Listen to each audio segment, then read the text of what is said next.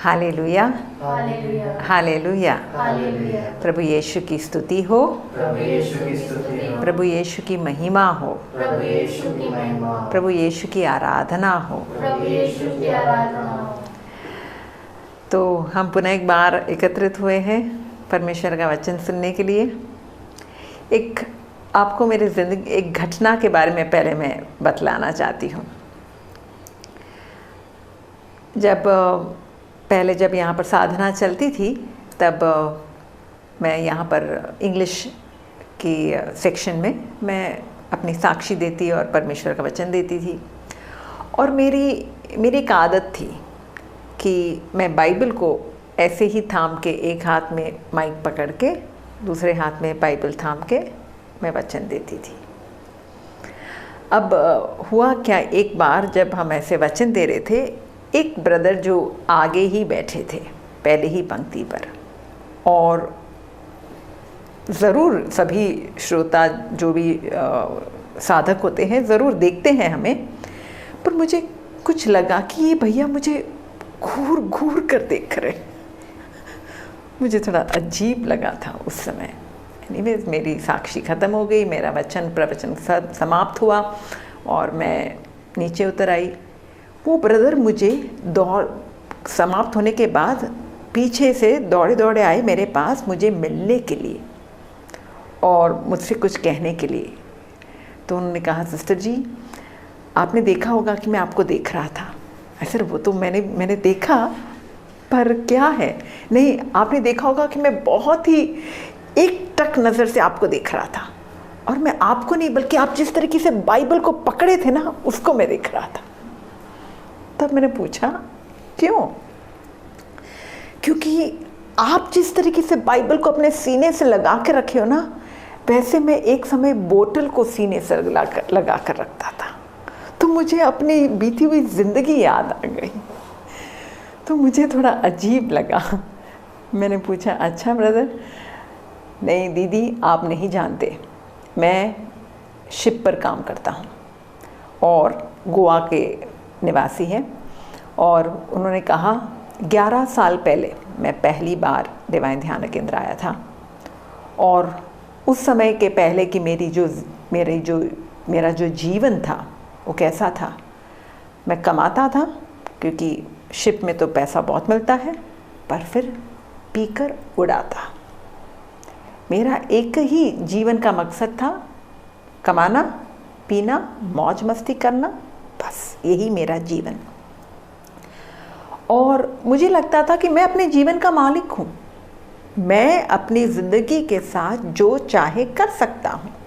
और पहले तो शुरुआत में मैंने जब पीना शुरू किया वो तो केवल एक शौकिया के तरीके से, दोस्तों के साथ बैठना, सोशलाइजिंग, है ना। पर उसके बाद मैं इतना पीना शुरू कर दिया कि बोतल से मैं अलग नहीं हो पा रहा था, पूरा पीकर धुत रहता। मेरी माँ इसके लिए बहुत चिंतित थी, मेरी माँ परेशान थी। मेरी माँ रोते हुए प्रभु से प्रार्थना करती थी। अनेकों बार उसने मुझसे कहा, बेटा एक बार साधना में जाओ, एक बार। मैं हर बार टाल देता, मना कर देता। एक बार माँ ने इतना जोर दिया, मैं और कुछ नहीं मांगती, एक बार साधना में जाकर आओ। तो मैं 11 साल पहले यहाँ साधना में आया, और जब मैं साधना में आया मैं ऐसे ही बैठा था, मैं सुन रहा था। तब जाकर एक प्रचारक आए और इस प्रचारक ने कहा, तुम्हारा शरीर तुम्हारा नहीं है, you are not your own. ये शरीर तुम्हारा नहीं है, ये जीवन तुम्हारा नहीं है, किसी और का है, क्योंकि किसी और ने तुम्हें खरीदा है। मैं नहीं जानता था ये वचन कहाँ से है, क्या है, पर जब वो ये कह रहे हैं मेरी आंखें खुली। अब तक मैं ये सोच रहा था मेरा शरीर मेरा है और मैं इसके साथ जो चाहे कर सकता हूँ, जो व्यवहार चाहे कर सकता हूँ। I can do what I want with my own life. पर फिर मुझे पता चला कि ये किसी और का है। तब मेरी आंखें खुली और उस दिन मुझे पता चला कि ये शरीर मंदिर है। और इतना तो हम सभी जानते हैं, मंदिर में कोई पिएगा नहीं, वो चाहे कोई नास्तिक भी क्यों ना हो, चाहे वो किसी अन्य मज़हब का भी क्यों ना हो, उनके मज़हब का मंदिर ना भी हो या देवालय ना भी हो, तो भी वो मंदिर में ना पिएगा ना फूकेगा। हम जानते हैं, एक बार हम रांची में थे और मीसा होने वाला था और एक लंबा कद का भैया, उसके आसपास 4-5 उसके दोस्त थे और वो अपने पैकेट से, अपने खीसे से उसने 4 स्क्वायर का पैकेट निकाला, सिगरेट लिया, किसी और ने लाइटर लेकर उसको जलाया और वो फूंक रहा था, ऐसे फू कर रहा है। और मीसा के लिए घंटा बजा। जैसे ही घंटा बजा, उसने वो जो सिगरेट था अभी तक पूरी पी भी नहीं थी, हार्डली 1-2 ही फूंक ली थी कि उसने पैर डालकर उसको बुझा दिया और अंदर चला गया। मीसा समाप्त हुआ।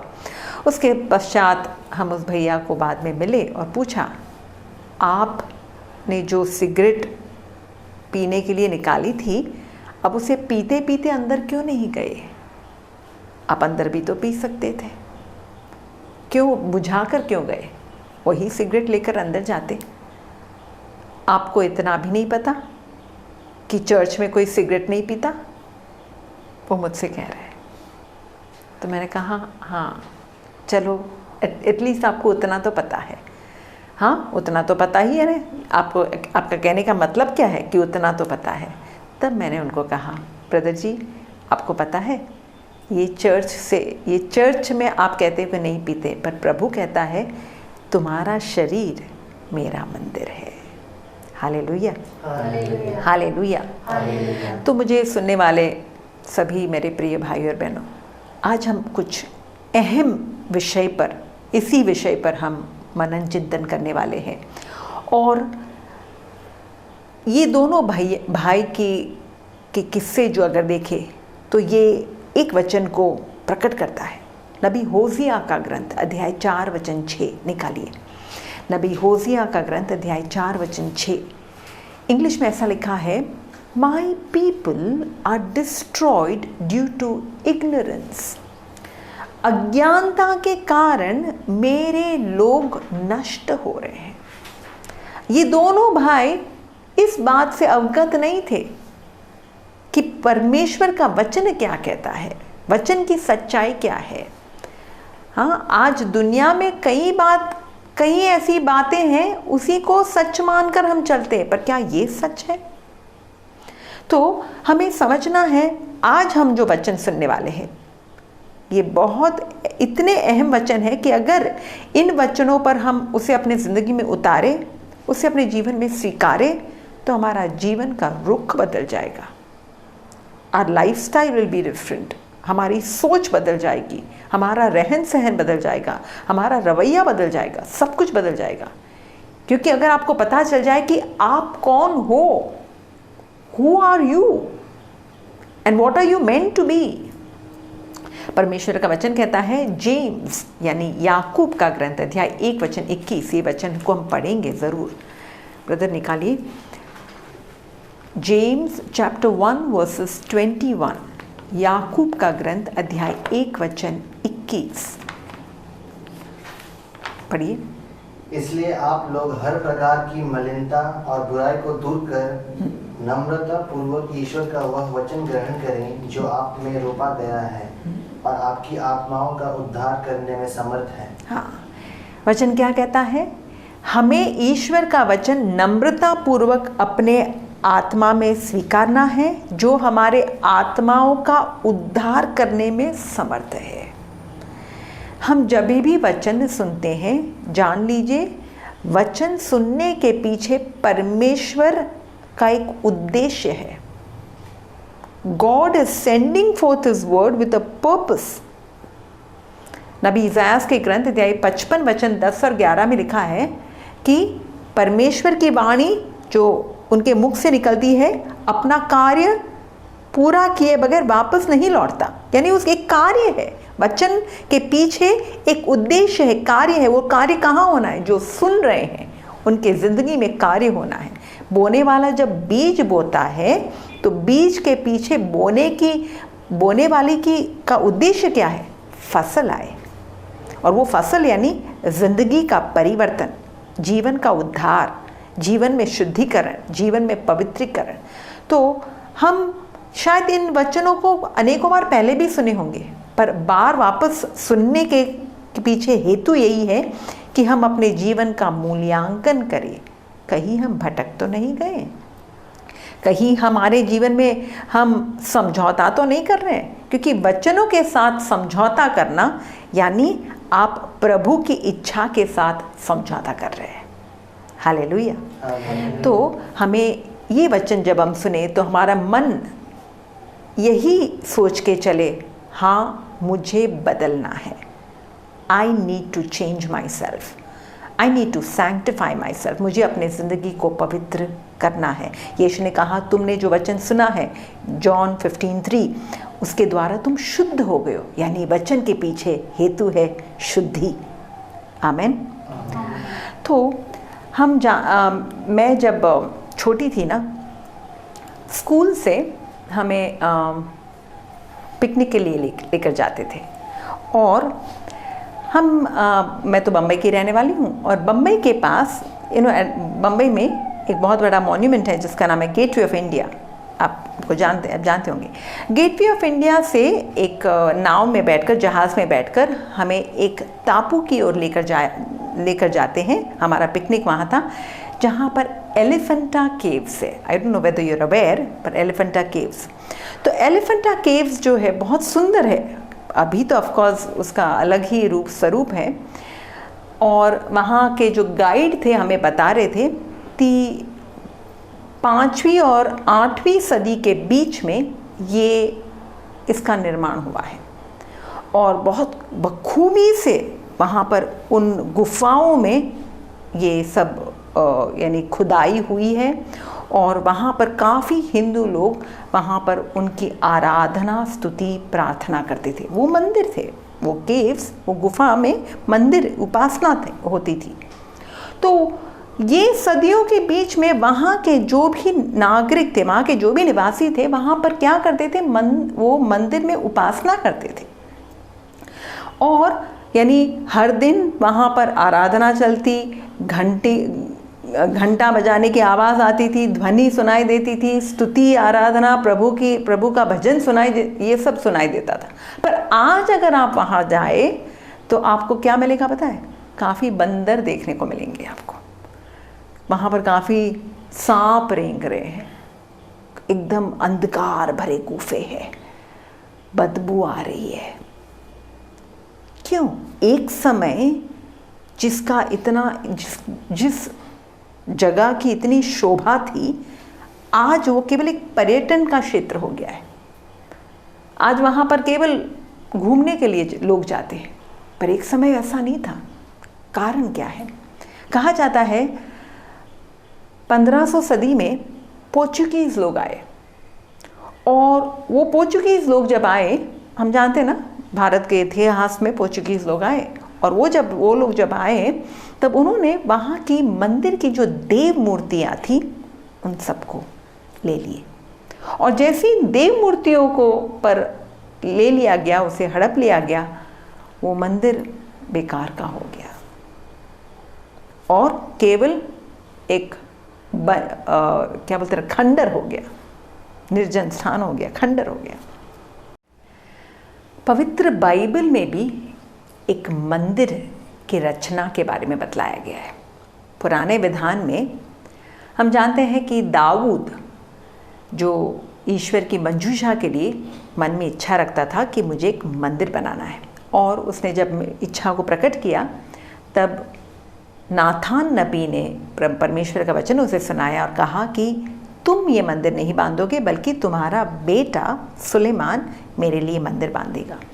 और कहा जाता है कि दाऊद ने इस मंदिर को बनाने के पीछे इतना सारा धन एकत्रित किया था कि वो तो उसने मंदिर के कार्य के लिए सौंपा ही, पर उसने अपनी भी निजी पूंजी जो थी वो भी मंदिर के लिए सौंपा, और बहुत ही यानी गहराई से इस मंदिर की छोटी से छोटी बातों के बारे में उल्लेख किया गया है कि मंदिर किस तरीके से बांधा जाना चाहिए, इसकी कितनी लंबाई चौड़ाई, उसकी बेदी कैसे होनी चाहिए, कौन सा लकड़ा का उपयोग होना चाहिए, सबके बारे में छोटी से छोटी बात के बारे में बतलाया गया है। और हम पढ़ते हैं 1 क्रॉनिकल्स यानी इतिहास का पहला ग्रंथ अध्याय 29 वचन 1 से 5 में वहाँ पर दाऊद कैसे अपनी निजी जो पूंजी है मंदिर के लिए समर्पित करते हैं। क्यों समर्पित करते हैं? क्योंकि वो जानते हैं परमेश्वर के लिए, प्रभु के लिए एक भवन बनने वाला है और वो भवन अति भव्य होना चाहिए, क्योंकि वो प्रभु का भवन है, राजाओं के राजा का वो घर है, वो बादशाहों के बादशाह का घर है। खुद राजा दाऊद एक राजा थे, उसने अपने लिए एक सुंदर महल बनाया था। तब प्रभु के लिए उसको बनाना है तो ज़रूर वो भव्य रूप से बनवाया जाएगा। इसलिए वहाँ पर सोने चांदी और हम पढ़ते हैं कि सुलेमान ने किस तरीके से सोने चांदी से उस यरूशलेम के मंदिर को बनवाया।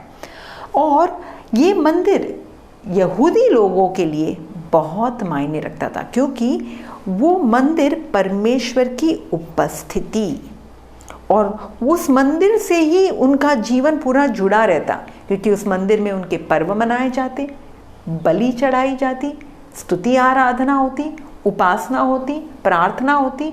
सब यहूदियों को साल में एक बार तो ज़रूर वहाँ मंदिर में आना ही है, प्रभु के सामने अपनी भेंटें चढ़ानी है। तो वो मंदिर उनके जीवन का केंद्र बिंदु था, क्योंकि परमेश्वर God was the centre, God was the king of their life. Hallelujah, hallelujah. पर ये मंदिर, हम जानते हैं ईश्वर सर्वव्यापी है, ईश्वर सर्वव्यापी, ही इज ओमनी प्रेजेंट। तो क्या प्रभु जो सब जगह है, तो क्या केवल उस मंदिर में रहते हैं? नहीं, परमेश्वर जो सर्वव्यापी है, पर कुछ स्थानों को ज़रूर चुनते हैं जहाँ पर वो अपनी विशेष उपस्थिति प्रकट करते हैं। Manifest His powerful presence in particular places। पर फिर भी हम जानते हैं कि पुराने विधान में लिखा है कि क्या प्रभु मंदिरों में प्रभु को समा सकते हैं? तो सुलेमान ने प्रार्थना की है कि प्रभु आप तो आकाश और पृथ्वी में आप समा नहीं सकते, आपको इस मंदिर में हम कैसे समा सकते? फिर भी आप अपनी उपस्थिति यहाँ पर ज़रूर रखिएगा। इसे राजाओं के ग्रंथ में पढ़ने योग्य है। पढ़िए 1 Kings chapter 8 verse 27। 1 Kings chapter 8 verse 27। ये सुलेमान की प्रार्थना है जब वो मंदिर को समर्पित करने वाले हैं। तो देखिए कितने सुंदर तरीके से सुलेमान क्या कहते हैं। पढ़िए ब्रदर। क्या यह संभव है कि ईश्वर सचमुच पृथ्वी पर मनुष्य के साथ निवास करे? आकाश तथा समस्त ब्रह्मांड में भी तू नहीं समा सकता, तो इस मंदिर की क्या जिसे मैंने तेरे लिए बनवाया है। हालेलुया। तो हम जो आकाश और पृथ्वी में वो समा नहीं सकते, तो इस मंदिर में कैसे समा सकते? और हम पढ़ते हैं नए विधान में संत पौलुस कहते हैं, एक्ट्स ऑफ द अपॉस्टल्स प्रेरित चरित अध्याय 17 वचन 24। प्रेरित चरित अध्याय 17 वचन 24, वो भी हम पढ़ेंगे 17-24। जिस ईश्वर ने विश्व तथा उसमें जो कुछ है वह सब बनाया है, और जो स्वर्ग और पृथ्वी का प्रभु है, वह हाथ से बनाए हुए मंदिरों में निवास नहीं करता। हाँ, वो हाथ से बनाए हुए मंदिरों में निवास नहीं करता। तो ईश्वर निवास कहाँ करता है? ईश्वर, वेयर डज गॉड स्टे? ईश्वर का निवास स्थान कहाँ है? आज नए विधान में प्रभु यीशु ने परमेश्वर के बारे में एक अलग ही प्रकार से उन्होंने हम पर प्रकट किया है ईश्वर के बारे में सत्य। समारी स्त्री के साथ जब प्रभु यीशु का वार्तालाप हो रहा है, तो अध्याय 4 वचन 24 में, यूहन्ना 4:24 में यीशु कहते हैं ईश्वर आत्मा है, गॉड इज स्पिरिट। और ईश्वर चाहता है कि उसके आराधक उनकी आराधना आत्मा और सच्चाई में करें।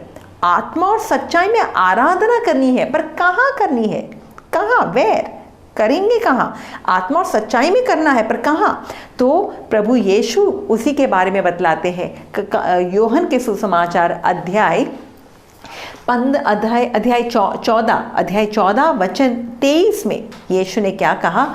इतना सुंदर वचन है। यीशु ने कहा, तुम मेरी शिक्षा में बने रहोगे, तुम मेरी शिक्षा का पालन करोगे। मैं पढ़ती हूँ।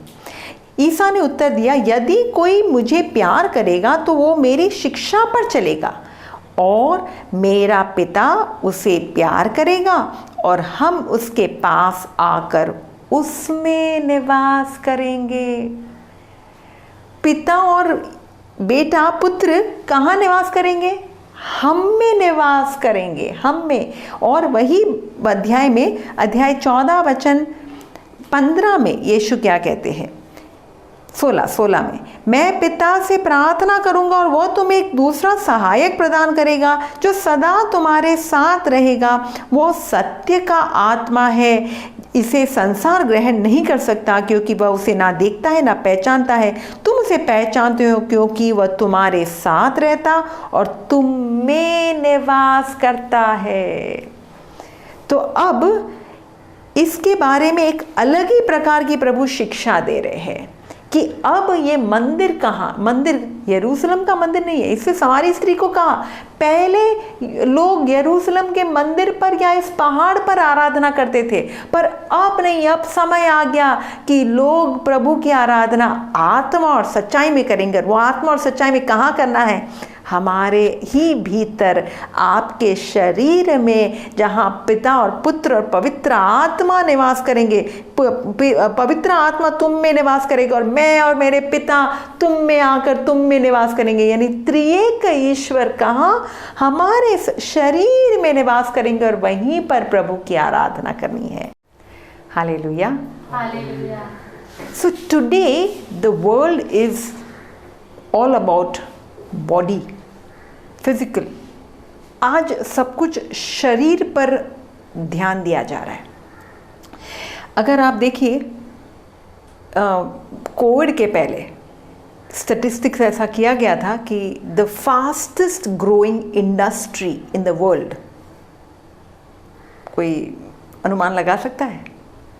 It was the cosmetic industry. Cosmetics, इतना पैसा उसमें डाला जा रहा था।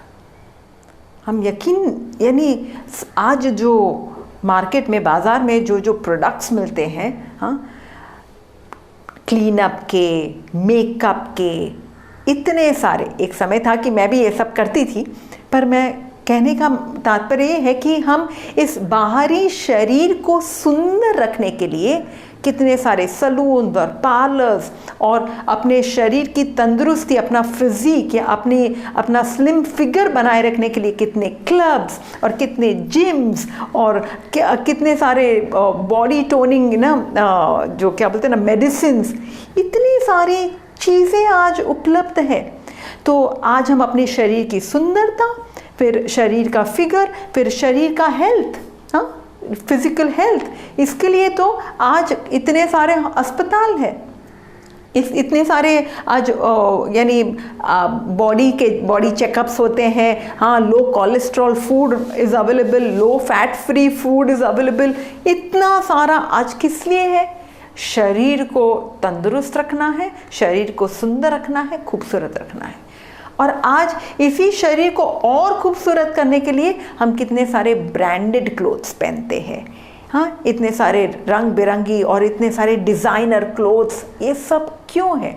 केवल शरीर को बढ़ावा देने के लिए। सच्चा या नहीं? पर बाइबल शरीर को एक अलग ही डायमेंशन दे रहा है, एक अलग ही पहलू दे रहा है। One of the most beautiful realities, जो सच है, जो बाइबल, जो शरीर को इतनी ऊंचाई तक, इतने ऊंचे स्तर पर उसको लेकर आ रहा है कि शरीर केवल एक नुमाइश की चीज़ नहीं है, केवल सुंदर या वासना की। आज लोग उसे वासना के रूप से देखते हैं, as a source of pleasure, कि मुझे उससे कुछ खुशी मिल जाएगी, हाँ, या तो मुझे इससे कुछ आराम मिल जाएगा। ये सारी बातें आज शरीर से, इससे तो एक गाना था बीच में, ये चीज़ बड़ी है मस्त मस्त, तो उसको हम चीज़ कहते हैं। चीज़ यानी उपयोग का वस्तु है। पर बाइबल अगर हम इस सच को जान लें कि भाई ईश्वर इस शरीर को क्या कहते हैं, प्रभु कहता है ये शरीर मेरा मंदिर है। इस वचन को समझना है। कुरिन्थियों के नाम संत पौलुस ने कहा, अध्याय 6 वचन 19 और 20 में एक वचन कहते हैं, तुम्हारा शरीर खरीदा गया है, इट इज बॉट। बाजार से हम कुछ पैसा देकर कुछ खरीदते हैं, है ना? तो प्रभु ने हमारे शरीर को खरीदा है। किससे खरीदा है? क्या क्या दाम दिया? हम जानते हैं अध्याय 7 वचन 23 में लिखा है, उन्होंने अपने रक्त का दाम दिया है। और खरीदा किससे खरीदा? उसने शैतान से खरीदा है, पाप की गुलामी से खरीदा है, अपने लिए खरीदा है। और वो खरीदने जो दाम देता है, जो पैसा चुकाता है, जो दाम चुकाता है, उसका अधिकार हो जाता है। इसलिए तो लिखा है you are not your own, और तुम तुम्हारे नहीं हो। तो अब ये शरीर मेरा है, तो ये शरीर में क्या डाला जाना चाहिए प्रभु तय करेगा। इसलिए कहा, क्या तुम नहीं जानते कि तुम्हारा शरीर ईश्वर का मंदिर और पवित्र आत्मा इसमें निवास करते? प्रभु ने उसको खरीद कर उसमें क्या डाला? खरीद तो ले लिया, पर फिर उसमें क्या डाला? मैं ये कोई भी चीज़ खरीद सकती हूँ, पर उसका इस्तेमाल कैसे करना वो मुझ पर है। तो प्रभु ने खरीद कर उसमें क्या डाला? अपनी आत्मा को डाल दिया। यानी अब हम प्रभु के निवास स्थान। Hallelujah, hallelujah. कुरिन्थियों के नाम पहले पत्र में अध्याय 6 वचन 13 में संत पौलुस ने कहा, शरीर प्रभु के लिए है और प्रभु शरीर के लिए है। पेट भोजन के लिए है, भोजन पेट के लिए है। तो शरीर प्रभु के लिए है और प्रभु शरीर के लिए है। अब हमें समझना है, ये शरीर हमें प्रभु को ही अर्पित करना है। कैसे अर्पित करना है? हम पढ़ते हैं रोमियो के पत्र में। आज यही हमारा मेन वचन होगा जिस पर हम और अधिक इस पर मनन करने वाले हैं। रोमियो का पत्र अध्याय 12 वचन 1 और 2। संत पौलुस एक अलग ही प्रकार से हमें समझाते हैं कि कैसे हमें शरीर को एक सुग्राह्य, जीवंत, शुद्ध, पवित्र बलि के रूप में प्रभु को अर्पित करना है। Can you read it?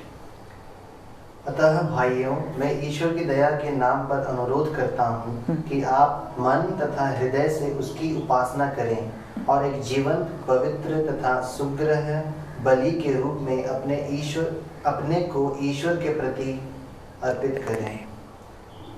आप इस संसार के अनुकूल ना बने। नहीं, बस इतना बस। अब मैं इंग्लिश में उसको पढ़ती हूँ। I appeal to you, therefore, brothers, by the mercies of God, to present your bodies. Hindi में मन और आत्मा ऐसे कहा गया, पर इंग्लिश में to present your bodies as a living sacrifice, holy and acceptable to God, which is your spiritual worship. तो संत पौलुस यहाँ पर कह रहे हैं कि हमें प्रभु के सामने एक बलि लेकर आना है। अब जैसी बलि शब्द आता है तो हम तुरंत पुराना विधान याद आ जाता है कि जहाँ पर मंदिर में जब भी जाते थे तो खाली हाथ मंदिर में कोई नहीं जाता था। विधि विवरण ग्रंथ में लिखा है 16:16 में कि प्रभु के पास आओ तो कभी भी खाली हाथ मत आना, बल्कि कोई भी भेंट या कुछ भी उपहार लेकर आना है, और या तो बलि लेकर आना है जो प्रभु के सामने चढ़ाना है। तो वो बलि कोई मेमना होता या कबूतर होता या तो बैल होता या ऐसा कुछ भी होता। और वो मेमने की खासियत होती, वो मेमना निष्कलंक होना चाहिए। It should be without blemish. उसमें ज़रा भी कोई भी खेद नहीं होना चाहिए। हाँ, उसमें कोई भी कमी नहीं होनी चाहिए। वो ना अंधा होना चाहिए, ना लूला लंगड़ा होना चाहिए, नहीं, पूर्ण शुद्ध सही बलि होना चाहिए। और वो बलि चढ़ाई जाती। अधिकतर वो बलि चढ़ाने के पीछे हेतु क्या होता? पाप जो होता, व्यक्ति पाप कर रहा है और प्रभु के सामने, जो प्रभु पवित्र है, उस पवित्र प्रभु के सामने हम पाप की अवस्था में आ नहीं सकते। इसलिए वो पाप का वेतन है मृत्यु। पाप खून मांगता है, इसलिए खून तो देना ही है, खून प्रभु को अर्पित करना ही है। इसलिए वो मेमने को मारा जाता कि मेरा पाप वो मेमने के रक्त के द्वारा वो बहाया जा रहा है। पर हम जानते हैं कितने भी भेड़ बकरियां चढ़ाओ, पाप के लिए पूर्ण रूप से तो बलि कभी पुराने विधान में चढ़ाई नहीं गई है। पर नए विधान में हिब्रानी के ग्रंथ अध्याय 10 वचन 12 में लिखा है वो पाप की बलि थी। तो नए विधान में संत पौलुस ने इसके बारे में उल्लेख करते हुए कहा है हिब्रानियों के ग्रंथ में अध्याय 10 वचन 4 और 12 में कि सांडों और बकरों का रक्त से पापों से मुक्ति नहीं मिल सकती। यीशु मसीह ने जो बलि चढ़ाई उसकी के द्वारा पापों से मुक्ति मिलती है। तो हम पढ़ेंगे 10 वचन 4 और 12। सांडों तथा बकरों का रक्त पाप नहीं हट सकता, किंतु पापों के लिए एक ही बलिदान चढ़ाने के बाद वह सदा के लिए ईश्वर के दाहिने विराजमान हो गए हैं। तो अब अगर यहाँ पर बलि तो प्रभु यीशु ने चढ़ा दी है, अब कौन से बलि के बारे में संत पौलुस रोमियो के पत्र में कह रहे हैं? अब कह रहे हैं कि तुम्हारा जीवन, तुम्हारा शरीर, offer your body as a living sacrifice. यानी हमें इस मंदिर में जो बेदी है, उस बेदी पर अपने ही शरीर को एक बलि के रूप में चढ़ाना है। तो ये कैसे होगा?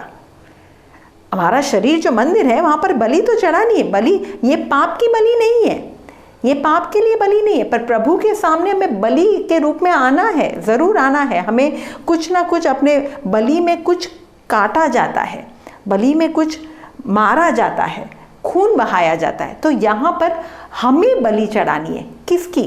तो ये अपने शरीर की बलि। तो ये केवल शरीर यानी अंदर मन और आत्मा नहीं है, नहीं, जरूर वो भी है। क्योंकि आगे चलकर वचन 2 में संत पौलुस ने कहा, do not confirm your mind according to the standards of this world but renew your mind. अपने मन को तुम परिवर्तित करो, अपने स्वभाव को बदलो। यानी हमारे शरीर, हमारी आत्मा, हमारा मन, हमारी भावनाएं, हमारी इच्छाएं, हमारा संपूर्ण जीवन प्रभु को हमें अर्पित करना है। हमारा संपूर्ण जीवन, और वो भी कैसे? एक सुग्राह्य यानी एक्सेप्टेबल और पवित्र बलि के रूप में। तो क्या आप में से कुछ लोग ऐसा कहेंगे, पर मेरा शरीर तो कमज़ोर है, मैं तो इतनी दिखने में सुंदर, क्या प्रभु को मेरा ऐसा शरीर चाहिए? मैं इतनी सुंदर नहीं हूँ, मैं तो काली कटोली हूँ, या तो मेरे बाल थोड़े कम हो गए हैं, या तो मैं आज मेरा शरीर थोड़ा मुरझा सा गया है। क्या प्रभु को ऐसा शरीर चाहिए?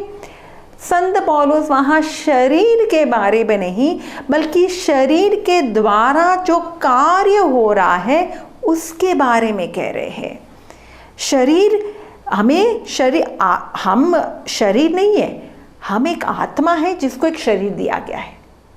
हम एक आत्मा है, शरीर में आत्मा नहीं है, आत्मा को शरीर दिया गया है। और ये शरीर की ज़रूरत है। कारण ये है क्योंकि आत्मा कार्य कर नहीं सकता जब तक शरीर ना हो। We can relate to the world. हम उपासना भी करनी है, पूजा भी करनी है, आराधना भी करनी है, तो उसमें शरीर की ज़रूरत है ना? क्योंकि हम आवाज़ से प्रभु की स्तुति करेंगे। हम अगर बेदी भी बनाना है तो उसमें हाथ की ज़रूरत पड़ती है। तो शरीर से हम संसार से रिलेट करते हैं, पर ये शरीर को कार्य कौन करवा रहा है? अंदर आत्मा और आपका मन। तो वो सारा आपको प्रभु को अर्पित करना है। तो यहाँ पर संत पौलुस शरीर की सुंदरता के बारे में नहीं कह रहे हैं कि सुंदर शरीर हमें प्रभु God is not concern about the beauty of the skin, no, he is concern about the beauty of the soul and the works of the soul, the works of the spirit which is done through the body. तो वो हमें प्रभु के सामने अर्पित करना है। तो हमारे कार्य जो प्रभु को हम अर्पित कर रहे हैं वो कैसे कर रहे हैं? हम कैसे कार्य हम प्रभु को अर्पित कर रहे हैं? हालेलुया। शरीर के द्वारा जो भी हम करते हैं, हम जो देख रहे हैं, जो सुन रहे हैं, जो खा रहे हैं, जो दूसरों के साथ बर्ताव कर रहे हैं, व्यवहार कर रहे हैं, सब कुछ प्रभु को प्रिय होना चाहिए, प्रभु के लिए वो पवित्र होना चाहिए। इसी के बारे में मैं आपको एक घटना के बारे में बतलाऊंगी, ताकि एकदम स्पष्ट रूप से आपको पता चल जाएगा कि परमेश्वर क्या चाहता है। बीते सदी में एक चाइनीज़ मिशनरी रहे जिनका नाम था वॉचमैन नी। वेरी जेलस, बहुत ही उत्साह से भरे हुए एक मिशनरी जो प्रभु के लिए बहुत कार्य करते थे।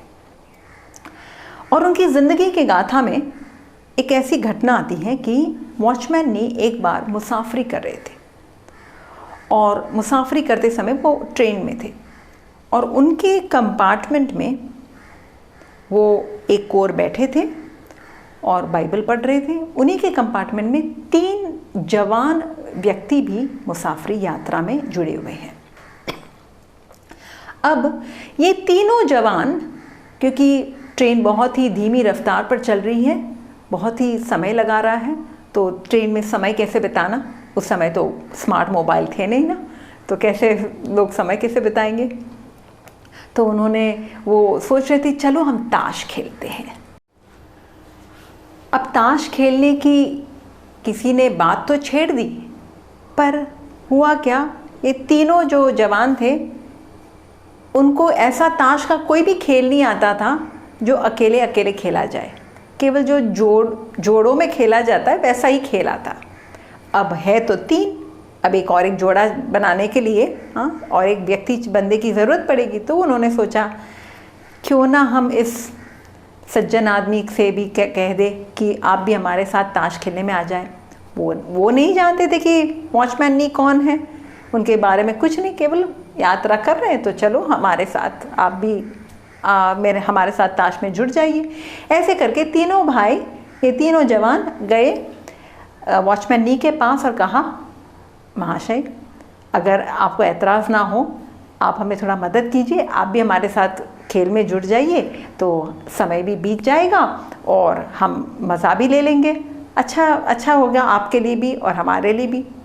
तब वॉचमैन नी ने कहा उनकी ओर देखकर, ताश, ओह मुझे ताश खेलना बहुत अच्छा लगता है, मैं खेल तो सकता हूँ पर मेरे हाथ नहीं है, मेरे पास खेलने के लिए हाथ नहीं है। और हाथ दिखा कर बोल रहे हैं मेरे पास हाथ नहीं है। तो ये तीनों जवान सोच रहे ये आदमी क्या सठिया गया है, हाथ होकर हाथ दिखा रहा है और कह रहा है कि हाथ नहीं है। तब वॉचमैन नी ने ही उनके चेहरे को देखकर समझ लिए कि ये लोग सोच रहे हैं कि मैं क्या बोल रहा हूँ और मैं क्या कह रहा हूँ, मैं बोल क्या रहा हूँ, और यानी वाकई में वास्तविकता क्या है। तब उन्होंने कहा आप शायद सोच रहे होंगे तो भाई ये हाथ किसके हैं, ये हाथ ये मेरे हाथ नहीं है।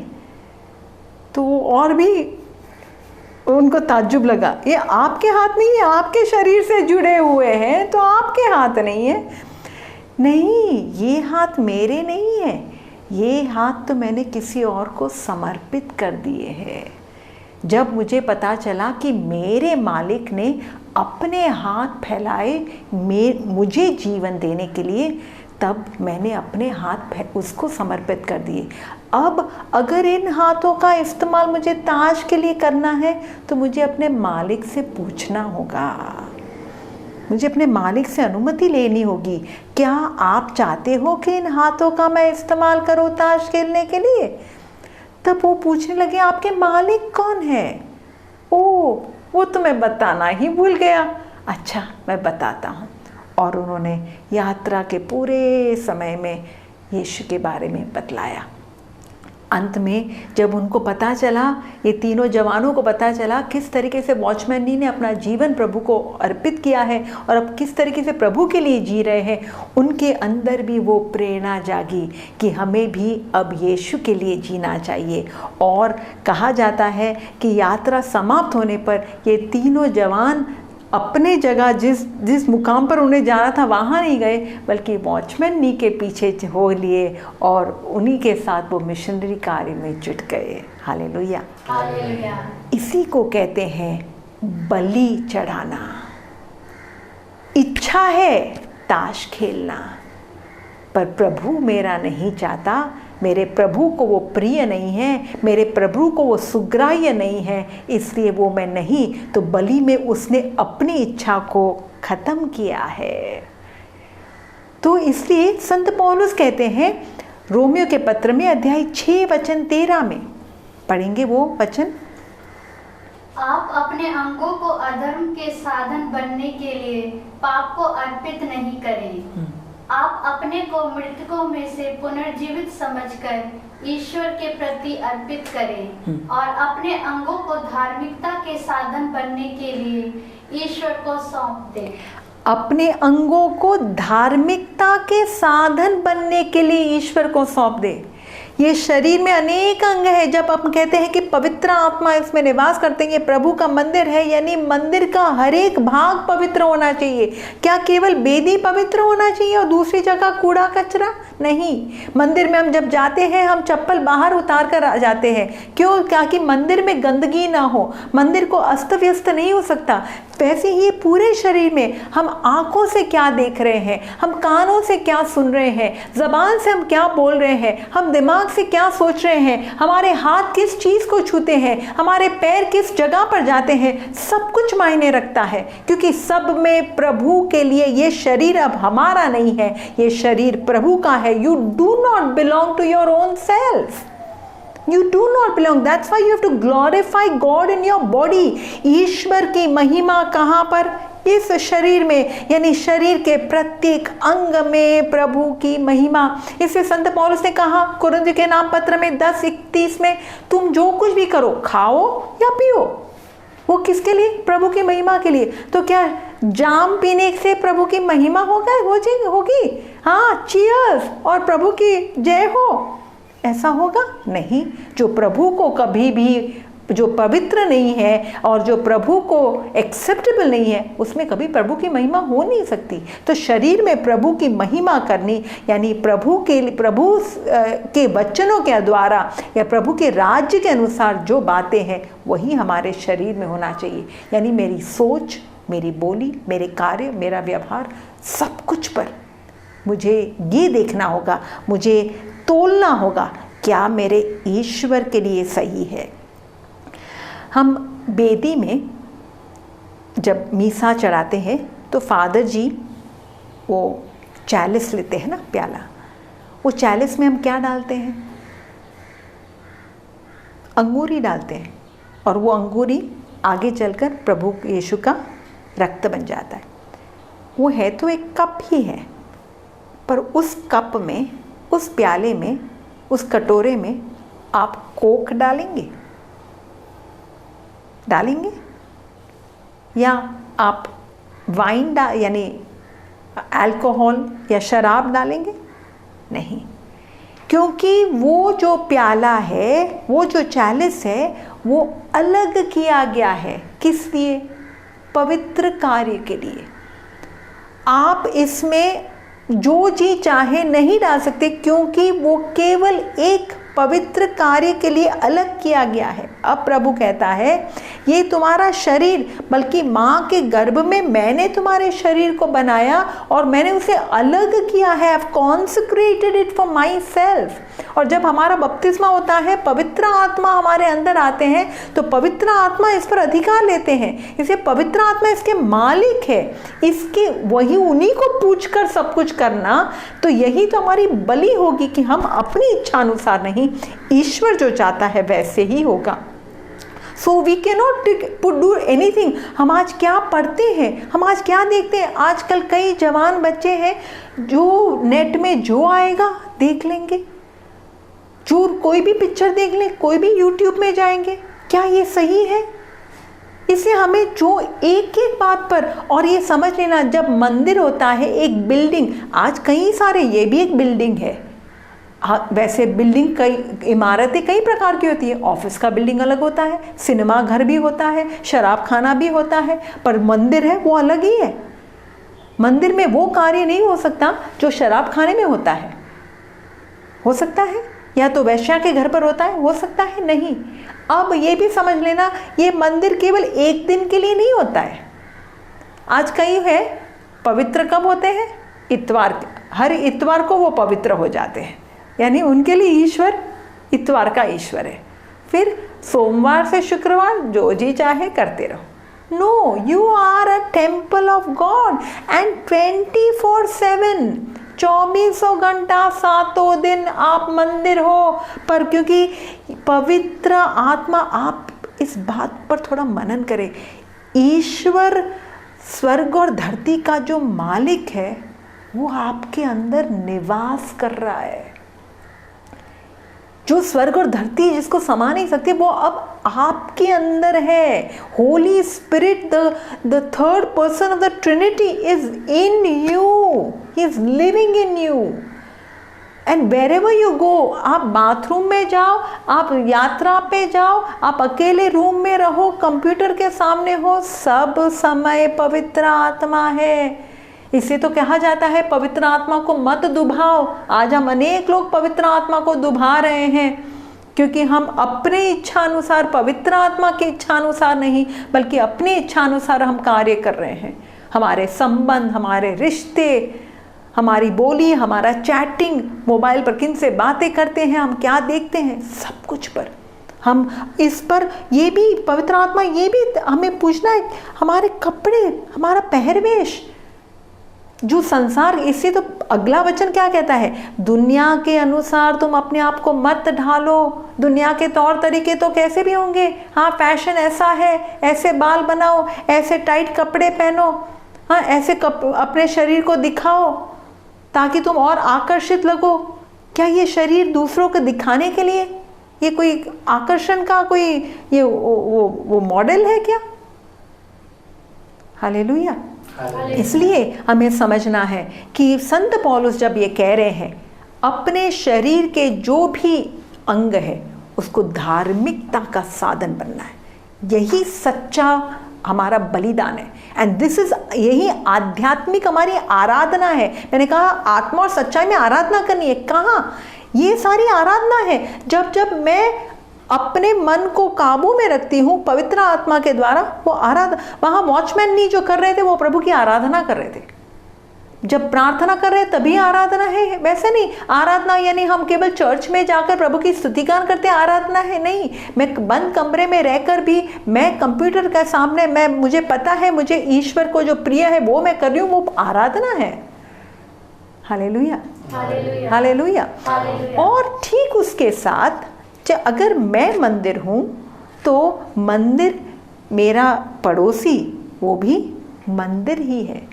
तो मुझे आध्यात्मिक जीवन का सबसे बड़ा शिखर ये है, मुझे समझना है कि मैं मंदिर हूँ, पवित्र हूँ, मुझे पवित्र जीवन जीना है। साथ ही साथ मेरा जो पड़ोसी है वो भी पवित्र है, उनके साथ व्यवहार भी मेरा वैसा ही होना चाहिए। यानी मेरे शरीर के द्वारा जो क्रिया पड़ोसी के लिए हो वो दया की, करुणा की, प्रेम की क्रिया हो। तो आज प्रभु हमसे ये मांग रहा है कि हम अपने पड़ोसी के प्रति भी, वो भी एक बलि है। इसी तो भले समारी के दृष्टांत में प्रभु यीशु ने कितने सुंदर तरीके से समझाया। लेवी और याजक दोनों बलि चढ़ाने को जा रहे हैं मंदिर में, पर क्या वो बलि प्रभु को प्रिय है? प्रभु को वैसी बलि नहीं, यहाँ पर फिर दया की बलि चढ़ानी है, दया दिखानी है, वो बलि नहीं, दया दिखानी है। इसी तो उन्होंने उस मंदिर को ज़्यादा ध्यान दिया, यरूशलेम के मंदिर को, पर अपने ही भाई में जो मंदिर है, जो सड़क के किनारे पड़ा है, घायल है, जो दुखी है, जो पीड़ित है, हाँ उसको जो मदद करनी है उस पर, उसके लिए तो वो कतरा कर चले गए। तो आज हमारा फर्ज बनता है, इसे रोमियो का पत्र अगर आप पढ़ेंगे वो तो पूरा दया का पत्र है, दया का अध्याय है बल्कि आगे चलकर। पर शुरुआत कैसे होती है कि पहले हम प्रभु की आराधना करें, हम प्रभु की आराधना करें और अपने आप को बदले, प्रभु की ओर अर्पित करें, और फिर उसी मनोभाव से हम अपने पड़ोसी के प्रति दया दिखाए, करुणा दिखाए। Hallelujah, hallelujah. तो ईश्वर आज हमसे, मुझसे और आपसे ये कह रहा है, जानो तुम कौन हो, मैंने तुम्हें खरीदा है, तुम मेरे हो। और अब इस शरीर में यही हमारे जीवन का लाइफस्टाइल होना चाहिए। My life, my body, my entire being is for God. So मेरा फोकस यही होना चाहिए। मैं जो कुछ भी करूं उसमें मेरे प्रभु की महिमा हो रही है, नहीं मेरे प्रभु की महिमा हो रही है, तो वाकई में मेरा शरीर मंदिर है। और अगर जो भी मुझे सुन रहे हैं, अगर आपको एहसास हो रहा है कि हाँ कहीं ना कहीं हम लड़खड़ाए, हमने इस मंदिर को, यीशु ने कहा तुमने मेरे पिता के घर को लुटेरों का अड्डा बना दिया। पिता का घर प्रार्थना का घर होना चाहिए। क्या हम यहाँ पर प्रार्थना कर रहे हैं? क्या स्तुति आराधना हमारे इस ज़बान से यानी बाहर आ रही है, या हमारी ज़बान से कौन कौन से शब्द आ रहे हैं? तो हम वहाँ पर यीशु ने देखा कि मंदिर अशुद्ध हुआ है, तो किसने मंदिर को शुद्ध किया? यीशु ने ही शुद्ध किया। इसलिए अगर हमें इन वचनों को सुनने के बाद एहसास हो रहा है कि हाँ कहीं ना कहीं हम लड़खड़ाए, हमने इस मंदिर को अपवित्र किया है, तो हम उसी यीशु के पास आए जिसने खरीदा इस शरीर को और उसे मंदिर की उपमा दी है। उसी के पास आकर उनसे विनती करें, पश्चाताप करें। इन वचनों के पीछे सुनाने का एक ही हेतु है कि हम अपने जीवन को परखें, हम पश्चाताप करें। और पश्चाताप का सच्चा अर्थ क्या है कि अब हम कदम उठाएंगे। जैसे मूसा को कहा गया, ये स्थान पवित्र है, चप्पल उतारो। मुझे क्या उतारना है? कौन सा रिश्ता अपने ज़िंदगी से अलग करना है? कौन सी बातें मेरे जीवन से हटानी है? मेरे शरीर, मेरा ये जो अंदर आत्मा, मेरी जो बेदी है, वहाँ पर पवित्र आत्मा है, और वही पवित्र आत्मा के साथ क्या मैंने किसी के प्रति घृणा रखी है? क्या मेरे अंदर भेदभाव की भावना है? मेरे अंदर घमंड है, ईर्ष्या है? ये सारे जो भी बातें जो परमेश्वर के राज्य की नहीं है, जो परमेश्वर के स्वभाव के अनुसार नहीं, जो पवित्र आत्मा के फल है, प्रेम, आनंद, शांति, दया, करुणा, सहनशीलता, ये सारी बातों से विरुद्ध जो भी है या विपरीत जो भी है, वो सब कुछ मुझे प्रभु की ओर लेकर आना है, और यही मेरा बलि होगा। फिर प्रभु ही इसे शुद्ध करके हम प्रभु के लिए सच्चे मंदिर बन जाएंगे। Hallelujah, hallelujah. आइए हम प्रार्थना करें। अब आप पिता, इन वचनों के लिए धन्यवाद देते हैं, और प्रभु यीशु के उस महान बलि के लिए, उनके महान कुर्बानी के लिए, जिसके द्वारा उन्होंने हमें पाप से मुक्ति दी और हमें आपका निवास स्थान बना दिया, पवित्र आत्मा को भेजकर आपका मंदिर बना दिया। हे प्रभु, आप हमारे इस जीवन में निवास करें, ये हमारे लिए सबसे बड़ी बात है। हमें ये कृपा दीजिए, अनुग्रह दीजिए कि हम कदम कदम पर इस मंदिर को अशुद्ध ना होने दें, बल्कि इस मंदिर की पवित्रता को बनाए रखें, ताकि इस मंदिर के द्वारा प्रभु आपकी महिमा हो। मंदिर में प्रभु की महिमा होनी चाहिए, उनकी प्रशंसा होनी चाहिए, उनका स्तुतिगान होना चाहिए। प्रभु, मेरा जीवन आपके लिए एक स्तुति बन जाए, मेरा जीवन आपकी महिमा बढ़ाए, और मेरे जीवन से आपकी प्रशंसा हो। जैसे यीशु ने कहा, तुम संसार की ज्योति हो, तुम्हारे अच्छे कार्यों को देखकर तुम्हारे स्वर्गिक पिता की महिमा हो। हाँ प्रभु, मेरा जीवन आपको प्रिय लगे, मेरे विचार, मेरी बोली, मेरे कार्य, मेरा व्यवहार, सब कुछ आपको समर्पित है। हे प्रभु, आप अधिकार लीजिए, मुझे शुद्ध कीजिए, पुनः एक बार अपने मंदिर, पवित्र मंदिर के रूप में मुझे स्थापित कीजिए। यीशु मसीह के नाम से हम ये प्रार्थना करते हैं, आमीन। जय यीशु, जय यीशु।